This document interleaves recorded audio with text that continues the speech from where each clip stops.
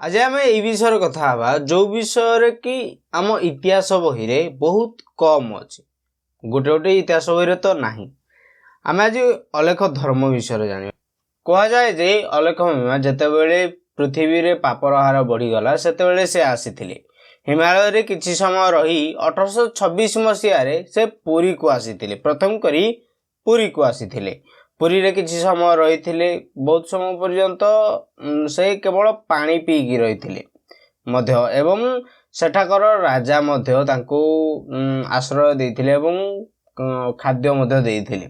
जेतेबेले से पुरी रे रहउथिले तांको धोलिया गोसाई बोली कह जाउथला जेहेतु पुरी रे अधिकांश बाली थिबारु 12 वर्ष काल केवल से जलपान करी उदयगिरी खंडगिरी रे लीन थिले बा तपस्या करथिले।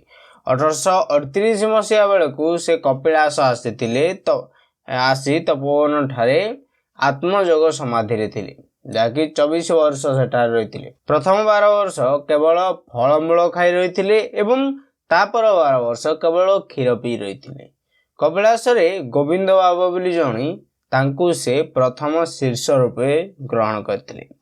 कहुए जे भीमभोई को धर्म प्रचार करने से मर्त्य को पठेइथिले।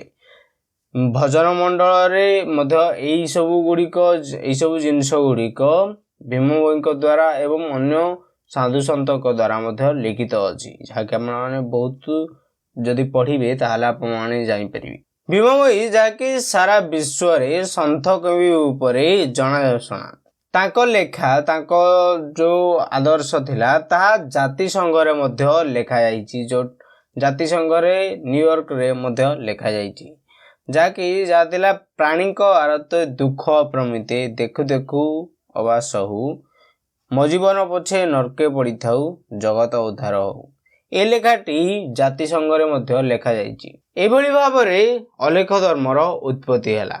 एभली आहुरी बहुत गुड़िए वीडियो आसवाकू जाउची। आपण माने जदि जानिया को इंटरेस्टेड अछंती ताला आपण माने निश्चय कहि परिबे।